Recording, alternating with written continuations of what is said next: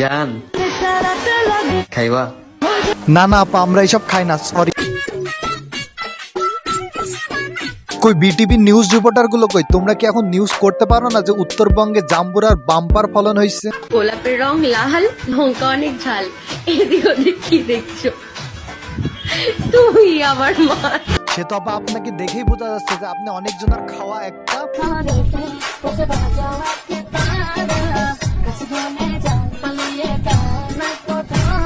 নাচটা তো দেখতে সুন্দরই হয়েছে, কিন্তু আপনাদের দেখতে যেন কেমন কেমন লাগে। আপনারা কি বিয়ে বাড়িতে তালি দিয়ে টাকা তোলেন? চিন্তা করে লাভ আছে?